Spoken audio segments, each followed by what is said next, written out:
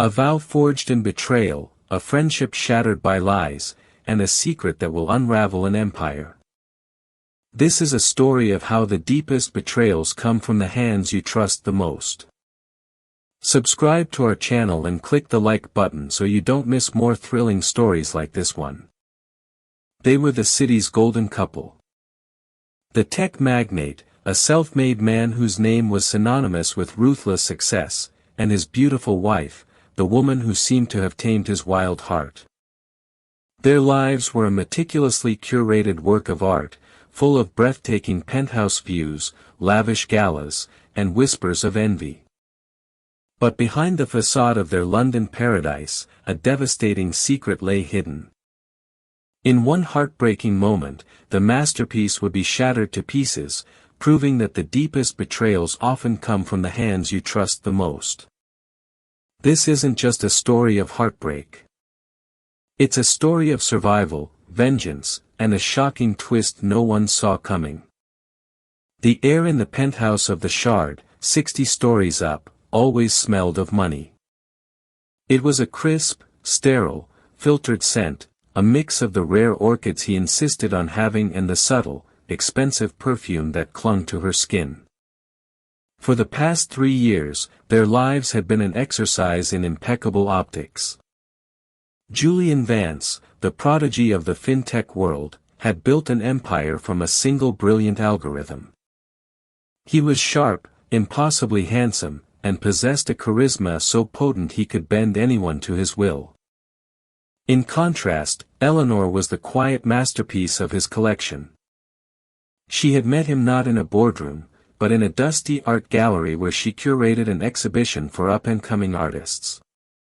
He had been a whirlwind, a force of nature who had swept her off her feet and into a life she had only read about in novels.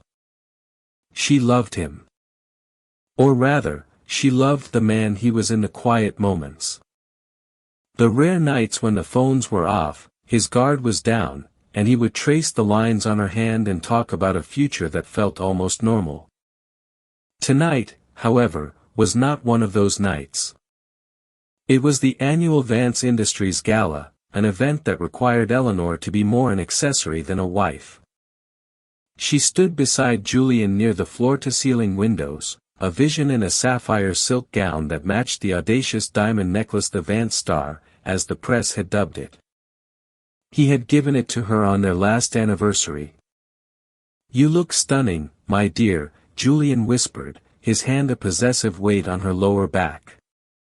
His eyes, however, weren't on her. They were scanning the room, calculating, assessing, making connections even in his flattery. "Thank you, Julian," she offered with a practiced smile as a flash went off nearby. Just then, Sarah, her best friend since their university days, danced through the crowd toward them. Sarah was a stark, vibrant contrast to Eleanor. While Eleanor was serene and classic, Sarah was a chaotic burst of energy with loud laughter, fiery red hair, and a dress that left little to the imagination. It was she who had encouraged Eleanor to give the intimidating billionaire a chance all those years ago. "There they are, the King and Queen of London," Sarah chirped, blowing air kisses to them both. "Eleanor, you look like a goddess. Julian, you don't look so bad yourself."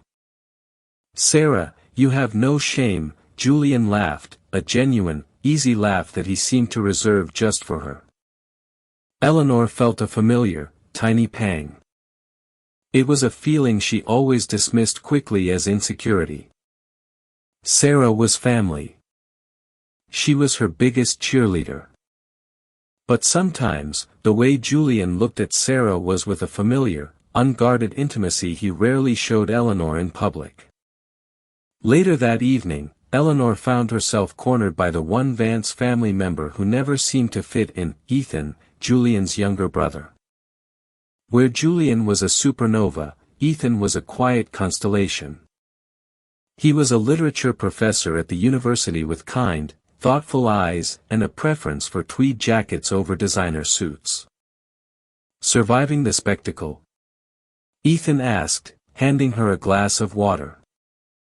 He was the only one who seemed to notice she hadn't had a drink all night. Eleanor gave him a grateful smile. Barely. It's your family, and I still feel like I need a manual. The only manual you need is a good exit strategy, he joked, his gaze soft. How are you, really? The simple question nearly disarmed her. She took a deep breath, her hand instinctively going to her stomach.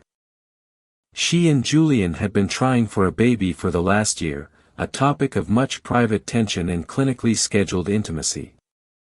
The stress had been immense, but 2 weeks ago, 2 faint pink lines had appeared, and a fragile, secret joy had taken root inside her. She hadn't told Julian yet. She was waiting for the perfect, quiet moment, one that felt real. I'm happy, she said, and for the first time that night, it was the unvarnished truth. She decided that tonight was the night. The gala was a success, Julian was in a triumphant mood, and her heart felt too full to keep the secret any longer. When they finally returned to the vast, silent solitude of the penthouse, Julian was already loosening his tie, his mind still buzzing from the night's conquests. We closed the Hong Kong expansion deal, he said, pouring himself a whiskey. Our rival caved, just like I said they would. Julian, that's incredible, Eleanor said softly. But I have news, too. Oh. Something marvelous, he turned, taking a sip of his drink. Did you buy another painting from one of your starving artists? The casual dismissal stung, but she pushed on. No, it's about us. She took a breath. Julian, I'm pregnant. The silence that followed was not the breathless, joyful silence she had imagined. It was heavy, suffocating. The ice in his glass tinkled as his hand trembled slightly. He stared at her, an unreadable expression on his face, and for the first time, Eleanor felt a genuine pang of fear. Pregnant, he repeated, the words sounding alien in his mouth. Yes, we're going to have a baby, she tried to smile, to bridge the sudden, terrifying chasm that had opened between them. He drained his whiskey in one gulp and set the glass down with a sharp click. He walked to the window, his back to her, a silhouette against the glittering, indifferent city. I need air, he said, his voice flat and cold. He walked out of the room, not onto the balcony, but out the front door. Eleanor was left standing, frozen, her hand on her still flat stomach, listening to the sound of the elevator doors opening and closing, taking her husband and all her dreams with him. He didn't come back that night. Or the next. The first 48 hours were a blur of confusion and self-delusion.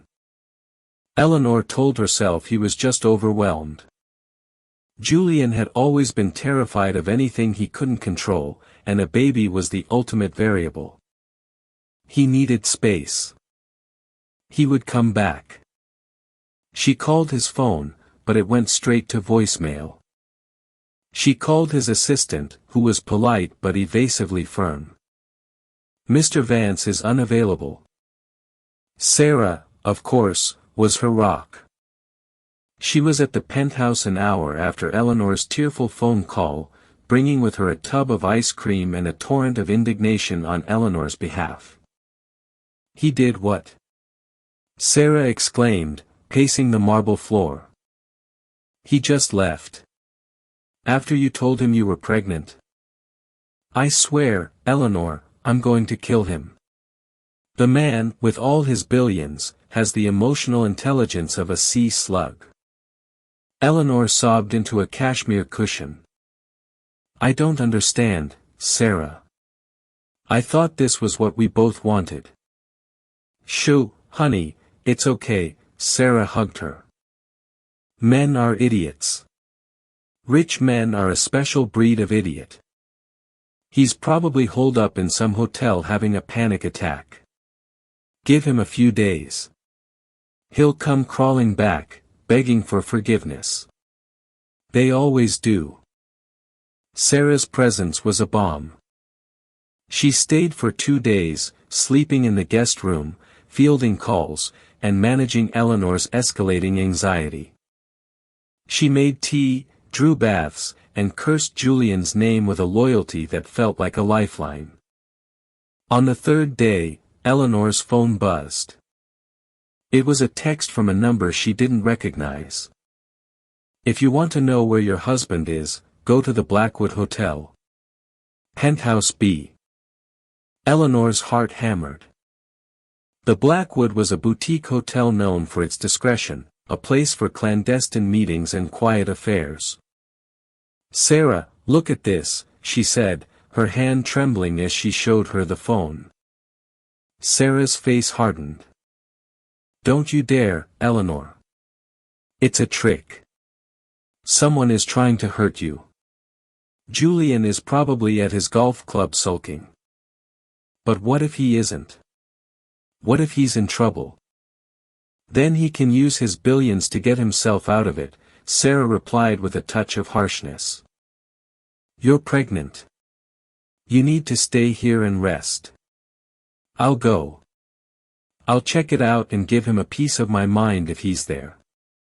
Eleanor felt a wave of relief. "You would?" "Oh, Sarah, thank you."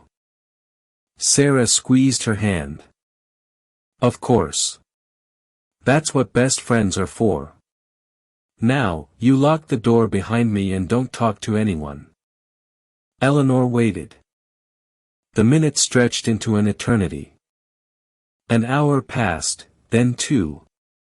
She tried to call Sarah, but her phone, like Julian's, went straight to voicemail.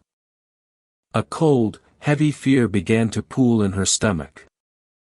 Something was wrong. She couldn't stay here, a prisoner in her own home. Against every instinct of self-preservation, she called a car and went to the Blackwood Hotel. Her hands were shaking as she walked through the opulent, silent lobby. She didn't know what she was going to do. Bang on the door. Make a scene. She didn't have to. As she stood by the elevator, trying to summon the courage to go up, the doors opened. And they stepped out. Julian and Sarah. They weren't arguing. They weren't fighting. They were laughing. Sarah was clutching Julian's arm, her head tilted back, her fiery red hair brushing his shoulder. He was looking at her with that intimate, unguarded expression Eleanor had so often envied, the one she had foolishly believed was just friendship. As they crossed the lobby, he leaned down and kissed her. Not a peck on the cheek, but a deep, lingering kiss, full of a history Eleanor never knew existed. The world tilted on its axis. The air rushed out of Eleanor's lungs. The sound in her ears was a deafening roar. They didn't see her. They were in their own world. A world built on the foundation of her broken heart. She stumbled backward, hitting a marble column, the cold stone a shocking jolt back to reality. She turned and fled, bursting out onto the street, gasping for air that felt thick and poisonous. The betrayal was a physical thing, a blade twisting in her gut. It wasn't just that Julian had left her. He had left her for her best friend, her sister in all but blood. How long? The question screamed in her mind. How long had this been going on? The shared jokes, the lingering glances, Sarah's constant presence, her fierce defense of Eleanor. Had it all been a lie? An act? She returned to the penthouse, the beautiful prison now a monument to her naivete. The orchids seemed to mock her. The skyline seemed to smirk. She walked through the rooms, seeing everything with a new, horrifying clarity. Sarah's sweater left on a chair, a bottle of wine she had brought, the kind Julian particularly liked. The small intimacies and shared secrets of a friendship that had been a complete and utter fraud. Her pain was so profound, it hardened into a cold, sharp anger. She went into Julian's meticulously organized closet, the rows of identical suits a testament to his soulless precision. With a guttural scream, she began to tear them from their hangers, throwing them to the floor. She smashed his ridiculously expensive watches. She poured a bottle of red wine over his pristine white shirts. It was a storm of destruction, a desperate attempt to make the outside world mirror the ruin within her. In the midst of the chaos, she collapsed onto the floor, surrounded by the wreckage of her marriage. She was 6 weeks pregnant. She was completely alone. And the two people she had loved and trusted most in the world had just burned her life to the ground. It was then that her phone rang. The screen flashed with a name she had almost forgotten, Ethan Vance. She ignored it, letting it go to voicemail. A minute later, a text message came. "Eleanor, I heard what Julian did. I'm so sorry. Please don't be alone right now. I'm outside your building. Just tell the doorman to let me up. I'll wait." She stared at the text message, her tears blurring the words. She had no one. She had no best friend. She had no husband. But maybe, just maybe, she had a brother. A quiet savior. Eleanor let him wait for 20 minutes. It was a petty act of control in a life that had completely spun out of it. She sat on the floor of her ruined closet, listening to the silence, wondering if he would give up and leave. He didn't. Finally, with a sigh that felt like it came from the depths of her soul, she picked up the intercom and told the doorman to let him up. When Ethan walked in, he didn't flinch at the scene before him. He saw the ransacked living room, the wine-stained remnants of the closet, and finally Eleanor, crumpled on the floor like a discarded doll. His face was a mask of deep sadness, not for the material possessions, but for her. He didn't speak. He simply walked over, sat on the floor across from her, and slid a container of takeout soup across the carpet between them. It was matzo ball soup from a deli downtown, which she had once told him she loved. "I figured you hadn't eaten," he said softly. That simple act of kindness did what the betrayal had not. It made her break down completely. A wrenching, ugly sob tore from her chest, and she folded over, the pain too immense to contain. Ethan reached forward, not touching her, but simply being there, a solid, unshakable presence in the storm. "He told the family this morning," Ethan said, his voice laced with disgust. "On a conference call, no less. As if it were a corporate merger.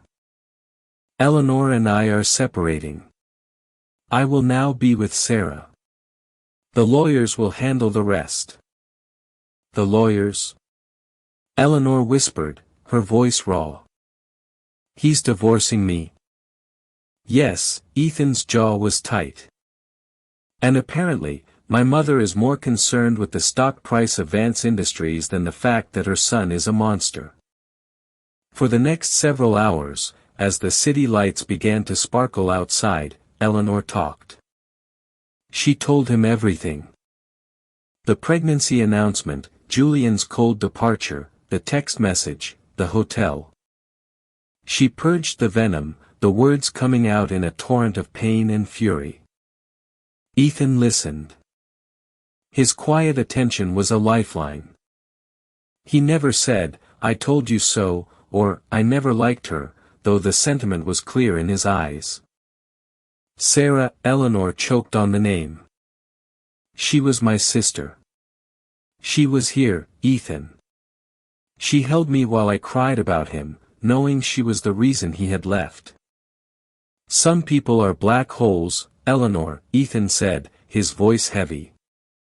"They just consume everything good around them.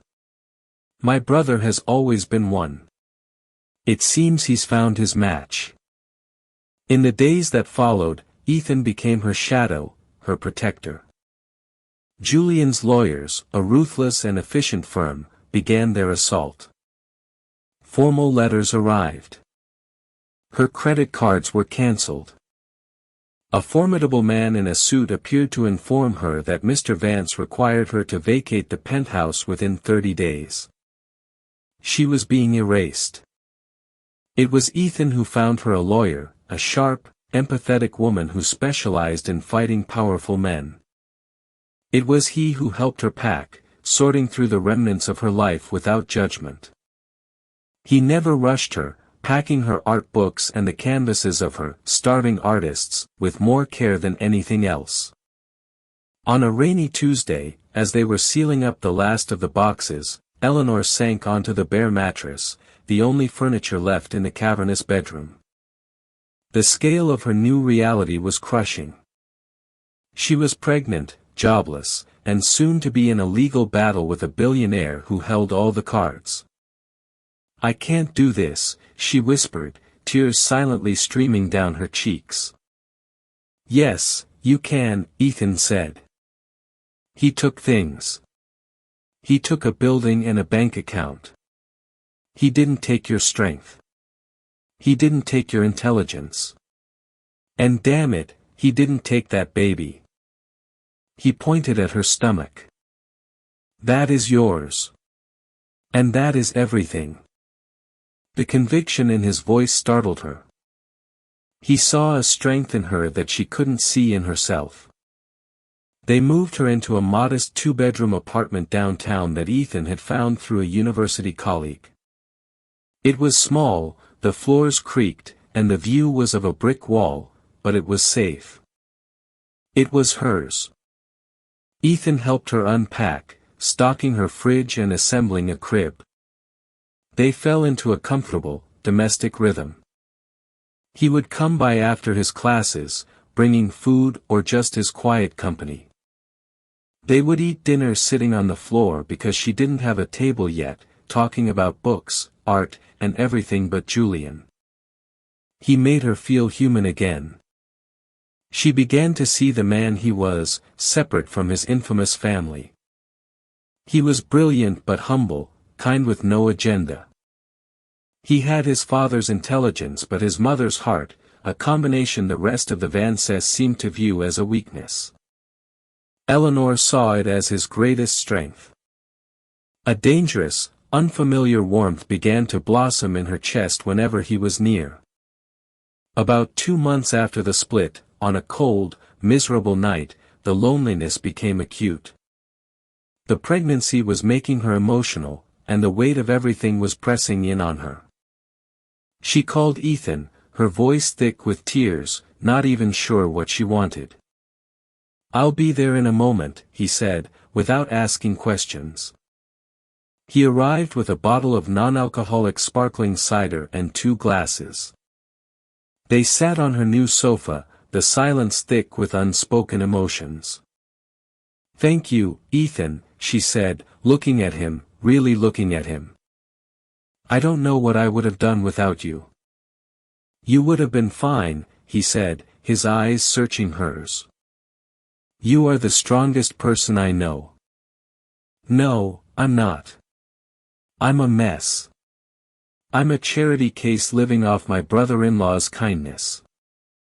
"Never," he said, his voice dropping to a whisper. "Never call yourself that." He reached out, his thumb gently wiping a tear from her cheek. His touch was electric, a spark of warmth in the cold emptiness of her life. The air crackled. The months of shared pain, quiet support, and growing affection coalesced into that one single moment. She leaned in, and he met her halfway. The kiss was born not of passion or lust, but of a shared, desperate loneliness and a deep, nascent love. It was soft, questioning, and felt more real than any of the performative embraces she had shared with Julian. They broke apart, both breathless and startled. "Eleanor," he began, his voice a mix of wonder and regret. "I know," she whispered. They knew they had crossed a beautiful, terrifying, irreversible line. In the quiet of her small apartment, surrounded by the boxes of her old life, she realized she wasn't just falling out of love with one Vance brother. She was falling deeply and dangerously in love with another. And in that moment of shared vulnerability, a single act of comfort and desperation, a new secret was forged. One that would prove to be far more consequential than the one that had destroyed her marriage. The morning after the kiss was awkward. The air in the small apartment was thick with unspoken words. Ethan left early, a mumbled apology on his lips, leaving Eleanor alone with her jumbled thoughts. They had made a beautiful, heartfelt mistake, but a mistake nonetheless. It was too soon, too complicated. She was pregnant with his brother's child. He was the brother of the man she was in a bitter divorce with. The world would view it as a sordid act of revenge, not the desperate reach for comfort it had been. They tacitly agreed to pull back. Their relationship reverted to one of careful, supportive friendship, but the electricity of that night buzzed beneath every conversation, every shared glance. The secret bound them together, even as they tried to maintain a respectable distance. Eleanor, now well into her second trimester, knew she couldn't live off Ethan's kindness forever. She needed to build a life for herself and her baby. The fire Julian had tried to extinguish was reignited, not by anger, but by purpose. She took the small settlement her lawyer had managed to secure from Julian's initial offer, wanted a quick, quiet divorce, and a fight was bad for his image, and invested it all in herself. Based on her experience, she founded a small online art consultancy called Gallery Dawn. She specialized in representing the very artists Julian had sneered at, talented, overlooked, and brilliant. She built a website from her sofa, held meetings over video call, and used her impeccable eye to connect new collectors with affordable, brilliant art. It was grueling work, fueled by prenatal vitamins and a fierce desire to prove she was more than Mrs. Julian Vance. Meanwhile, Julian and Sarah were conducting a scorched earth campaign against her reputation. They were the new darlings of the gossip columns, photographed everywhere from the French Riviera to the Swiss Alps. In one carefully curated interview for a luxury magazine, Sarah, dripping with false sincerity, talked about Julian's unhappiness in his marriage and how she had simply been there to support her two best friends.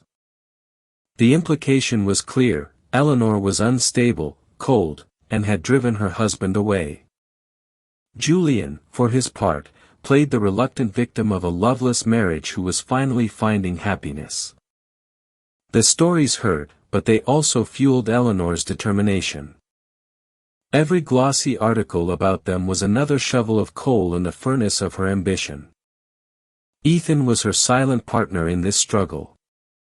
He would send her links to business articles, proofread her proposals, and listen patiently as she vented about the latest PR stunt Julian and Sarah had pulled.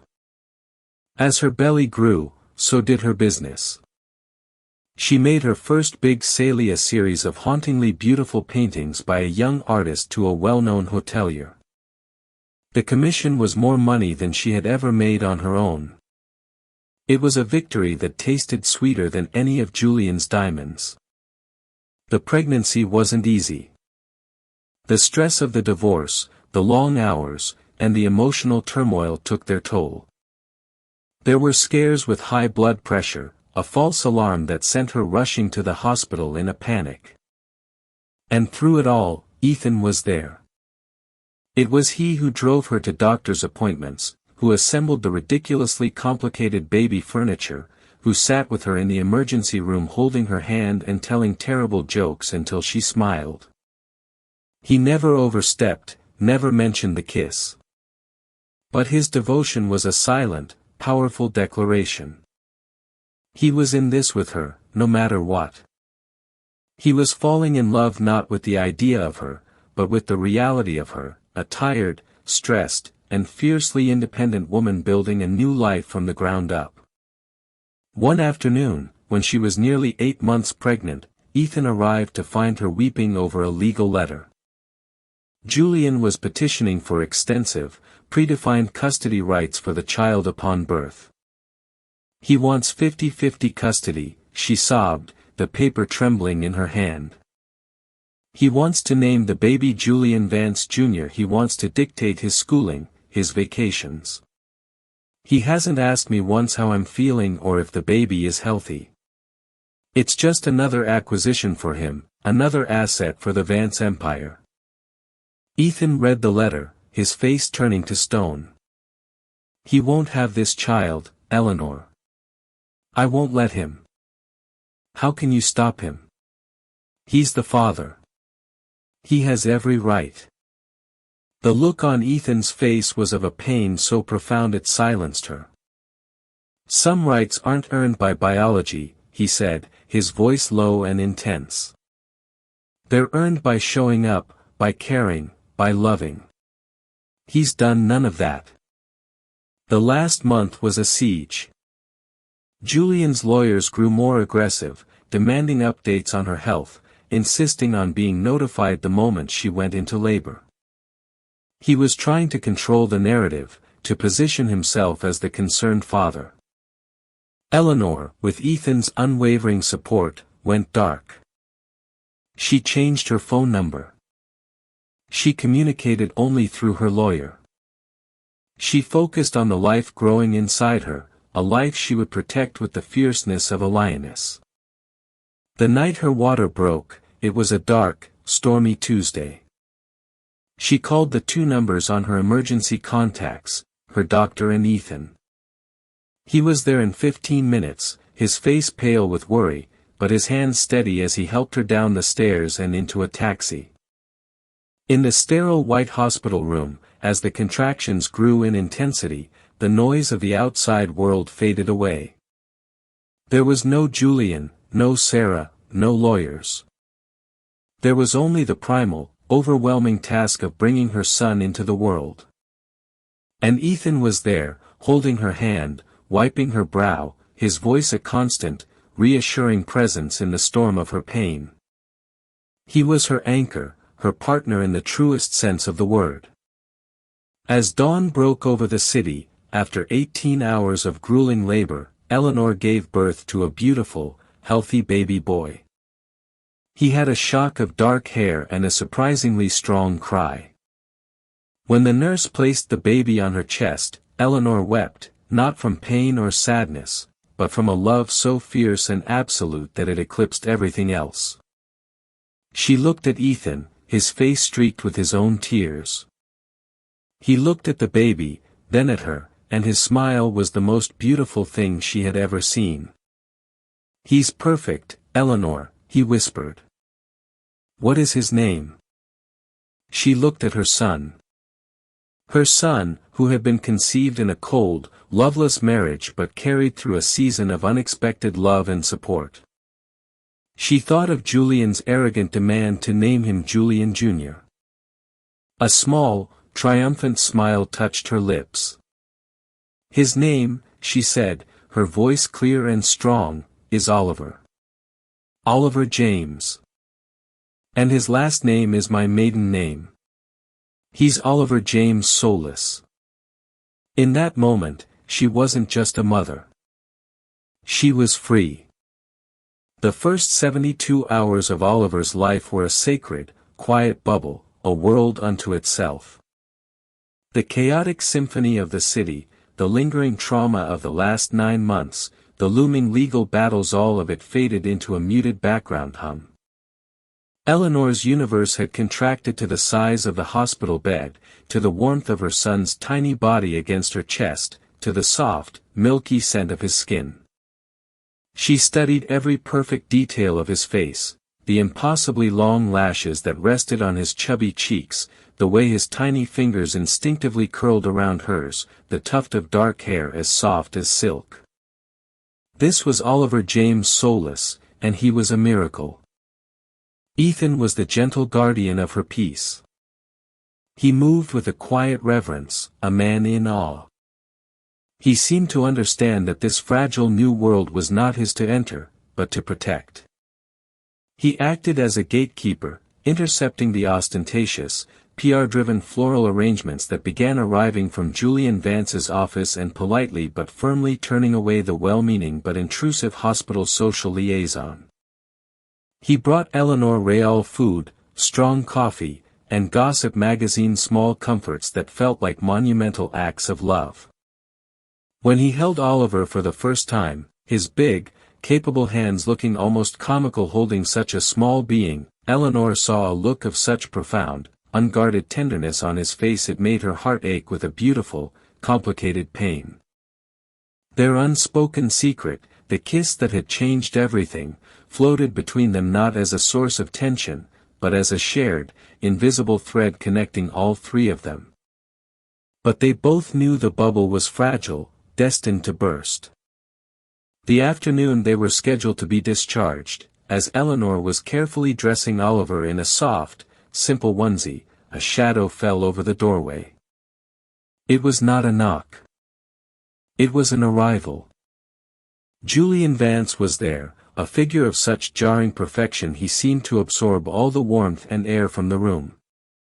He was flanked by his two legal sentinels, severe men in dark suits whose expressions lacked emotion.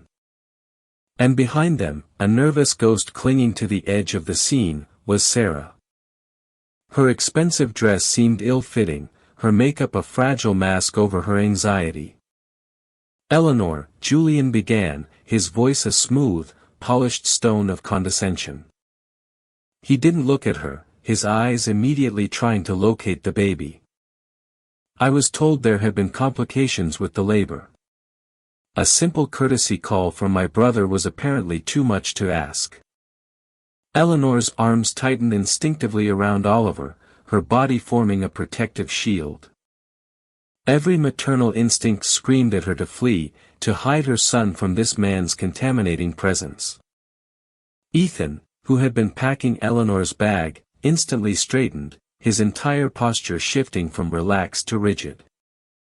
He moved without thinking, a solid, immovable object placing himself between Julian and the bed. "This is a private hospital room, Julian, not a boardroom," Ethan said, his voice low and laced with a cold fury Eleanor had never heard from him before. "You are not welcome here." Julian's gaze flickered to his brother, a spark of irritation in his eyes. "Ethan.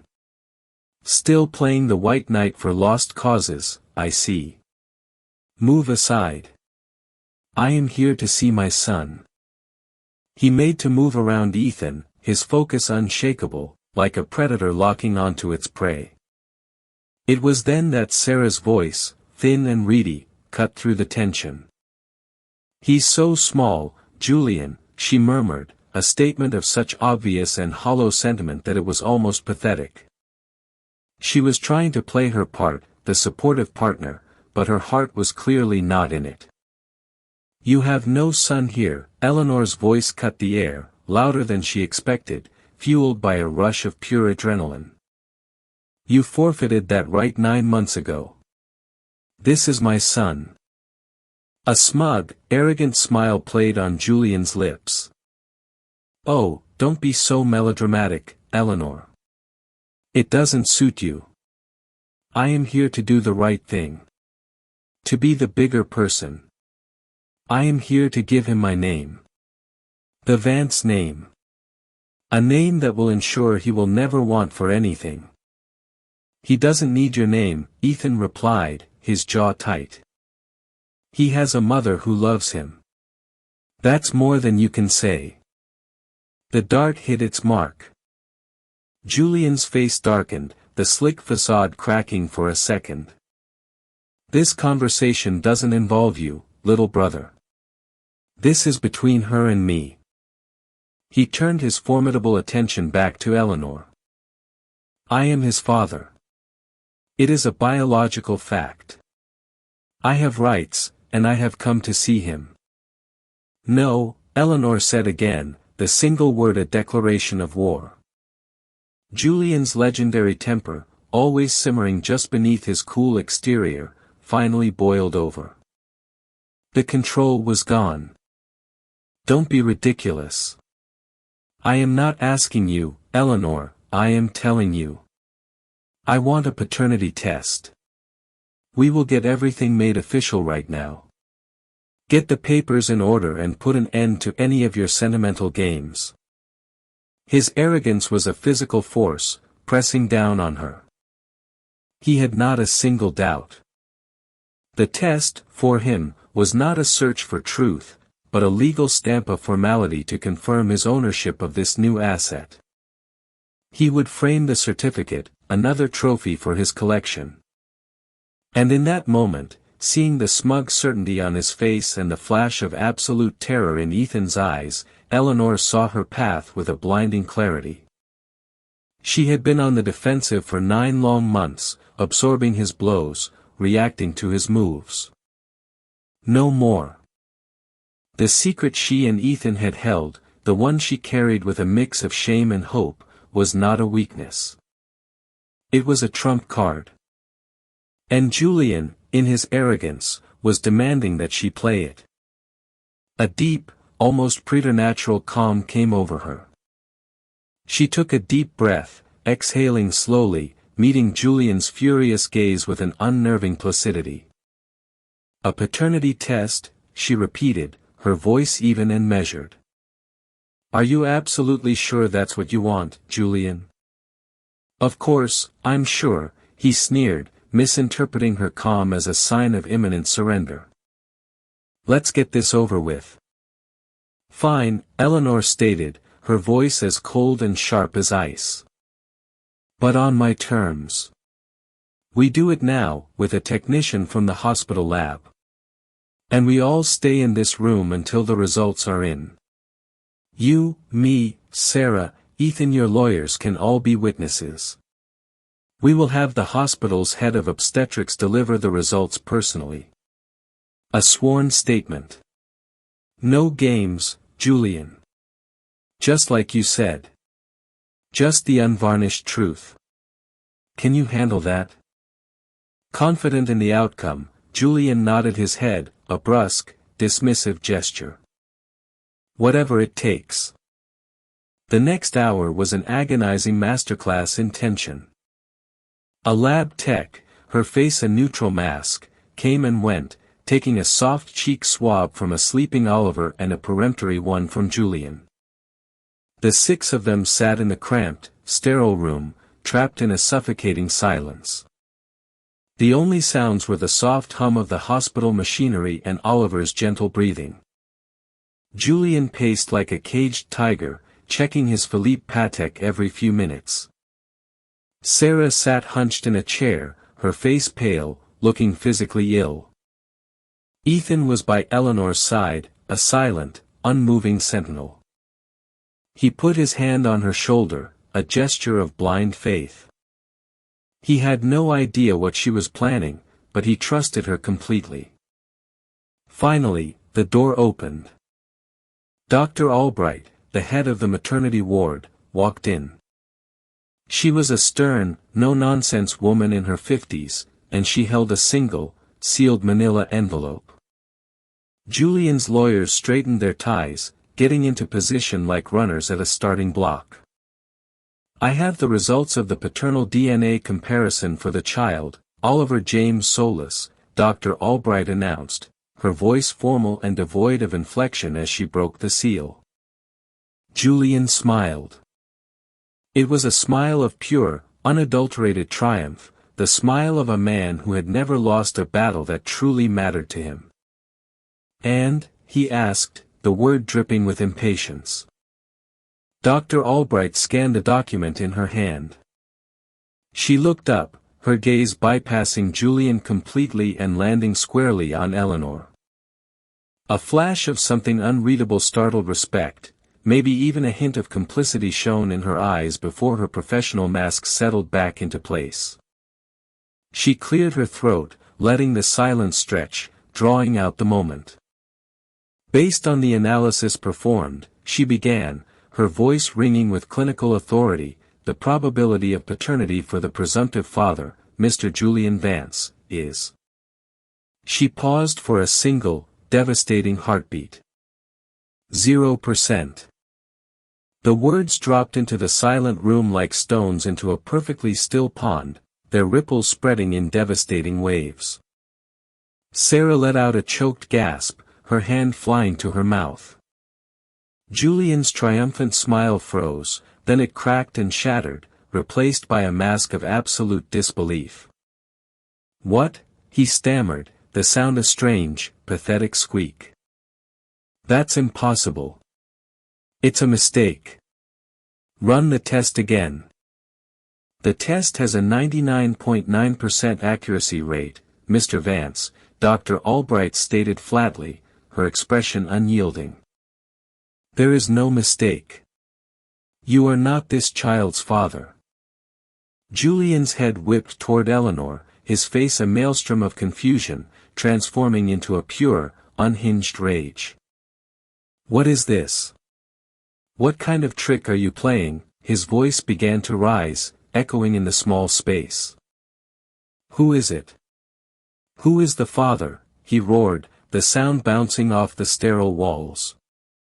Eleanor did not flinch. She held his wild, furious gaze, her heart beating a triumphant rhythm against her ribs. She had endured 9 months of his cruelty, his indifference, his public campaign to paint her as the villain. This was her moment. This was justice. She said nothing. She simply let her gaze drift from Julian's contorted face and land softly, deliberately, on Ethan. And Julian, his mind racing, followed her gaze. He saw his brother, his quiet, scholarly, insignificant brother standing by the woman he had discarded. He saw the look on Ethan's face, a complex tapestry of shock, fear, and a slowly dawning, earth-shattering comprehension. The pieces began to click into place in Julian's mind with the force of a physical blow. Ethan's constant presence, his quiet devotion, the way he looked at her, the way she looked at him. The burning anger on Julian's face instantly chilled, curdling into something far more toxic and pathetic, the deep, crushing wound of a narcissist who has been completely and utterly disinterred. "You," Julian whispered, the word laced with poisonous disbelief, all his rage now focused on his brother. "You." Ethan met his brother's hateful gaze. The initial shock receded, replaced by a stillness, a steel-hard resolve he never knew he possessed. He looked at Eleanor, at her incredible courage. He looked at the beautiful, perfect baby in her arms. His son. He had been prepared to love this child as his own forever. But fate, in its infinite and mysterious wisdom, had delivered a deeper truth than he had ever dreamed. He straightened to his full height, and for the first time in his life, he felt taller than his brother. He was no longer the afterthought, the black sheep. He was a father. He was a partner. He was the one who had stayed. "Yes, Julian," Ethan said, his voice clear and unwavering, ringing with a finality that shattered what was left of Julian's world. "Me." The silence that descended on the hospital room after Julian's departure was deafening, a vacuum left by a collapsed star. He hadn't just left, he had evaporated, his immense presence dissolved into nothingness against the stark, undeniable truth. His lawyers, paid to order and control, looked like wet birds, their briefcases suddenly flimsy accessories as they scrambled to follow the ghost of their client. Sarah was still a statue of horrified realization carved by the doorway. The vibrant, chaotic energy that was her signature had been extinguished, leaving behind a pale, trembling woman. Her eyes, fragile and hollow, flickered from the empty doorway to Eleanor, who was now a portrait of serene power, cradling the son Sarah had believed was her ticket to a permanent place in the Vance dynasty. The baby wasn't an heir. He was a symbol of her spectacular miscalculation. He was proof that she had traded her profound friendship with Eleanor not for a king, but for a fool. A dry, rough sob escaped her lips. She didn't look at Ethan, she couldn't. He was a variable she had never bothered to compute. With one last ghostly look at Eleanor, a look that pleaded for an absolution Eleanor no longer possessed, Sarah turned and fled, her heels making a frantic, desperate rhythm down the polished hospital corridor, chasing a future that had just vanished. Alone at last in the sacred stillness, Eleanor's and Ethan's gazes finally met. The chasm of secrets and unsaid feelings that had separated them for months was gone, bridged by a single, breathtaking revelation. It was a moment so profound it seemed to alter the very light in the room. "Ethan," Eleanor whispered, her voice a fragile mix of awe and relief. Her hand trembled as she adjusted Oliver's blanket. I had to." His arrogance, the way he looked at Oliver like he was a stock option. She took a shaky breath. "I wasn't sure. I was just hoping." After that night I counted the weeks over and over. It seemed possible, but I was too afraid to believe it. Ethan walked over, his feet feeling heavy, his heart hammering against his ribs. He sank to his knees beside her bed, his eyes fixed on the small, perfect face of the baby. Oliver. His son. The words were a silent, earth-shattering explosion in his mind. He had spent months preparing to be the loving uncle, the supportive friend, the man who would stand in his brother's shadow and love this child fiercely and quietly. He had been prepared to find his joy in the margins. "It doesn't matter when you knew," he said, his voice thick with an emotion so overwhelming it almost stole his breath. He reached out a hesitant hand, his finger gently tracing the soft curve of Oliver's cheek. The baby stirred, his tiny mouth making a soft cooing sound. "I would have loved him anyway. I did, from the moment you told me you were pregnant." He looked up at her, his eyes those kind, thoughtful eyes she had come to rely on shining with a bright, tear-filled light. "But this, Eleanor. What you just gave me. This is a miracle." He wasn't just talking about the baby. He was talking about freedom, about legitimacy, about the incredible gift of a future he had never dared to imagine. The news of the paternity test detonated with the force of a bomb in the exclusive, insular world of the Vance family and their peers. The story was simply too perfect in its karmic cruelty. Julian Vance, the industry titan, the master manipulator, had been publicly outed as the cuckolded fool. The narrative he and Sarah had so carefully crafted of a tragic hero escaping a cold marriage was inverted overnight. He was now the villain who had heartlessly abandoned his pregnant wife for her best friend, only to be given the ultimate checkmate. The tabloids had a field day. Business rivals smirked over their morning papers. The Vance name, once a symbol of untouchable power, was now the punchline of a very public, very expensive joke. Julian's public humiliation was total. He became a recluse, his name disappearing from the social pages and financial news. His company's stock faltered, not from mismanagement, but because the myth of its founder's infallible judgment was irrevocably shattered. His relationship with Sarah, built on the treacherous ground of shared betrayal, crumbled into dust. There were no more glamorous trips or triumphant galas. There was only the bitter silence of the penthouse, haunted by the ghosts of their choices. She left within a month, her dreams of being the next Mrs. Vance turning to ash in her mouth. In a surprising twist, it was the Vance matriarch, Leonore, who made the first move. A woman forged in iron and pragmatism, she cared little for feelings but everything for legacy. The scandal was an embarrassment. But the existence of a grandson, a direct male heir from the son she had always considered too soft, was a fact she could not ignore. She called Ethan. The conversation was strained, devoid of warmth, but it was a beginning. A trust fund was established for Oliver, and tentative invitations were extended to family gatherings. Eleanor and Ethan, with caution, accepted them not for social validation, but to ensure Oliver would know his family on his own terms, free from his uncle's toxicity. For Eleanor, life settled into a rhythm that was more beautiful than any symphony she had ever imagined. The chaos receded, replaced by the constant, quiet hum of a life well lived. Her art consultancy, Gallery Dawn, became a quiet force in the art world. Collectors trusted her eye and her integrity. Artists sought her out. She was no longer Julian Vance's beautiful wife.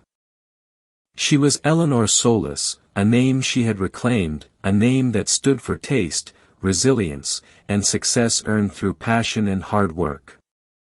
Her apartment, once a refuge from a storm, transformed into a true home. It smelled of coffee and old books, of baby shampoo and the lavender lotion Ethan used. It was a space filled not with expensive, curated objects, but with life. Oliver's colorful playmat dominated the living room floor. Ethan's literature textbooks were stacked on the coffee table, and Eleanor's art catalogs were strewn across the dining table Ethan had assembled on a sunny Saturday.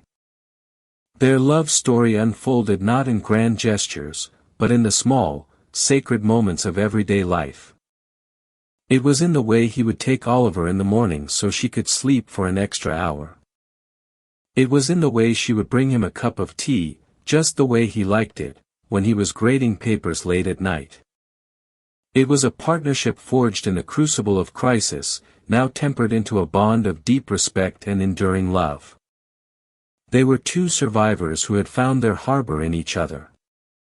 One autumn afternoon, nearly a year after the day she had faced Julian in that hospital room, Eleanor was at the park.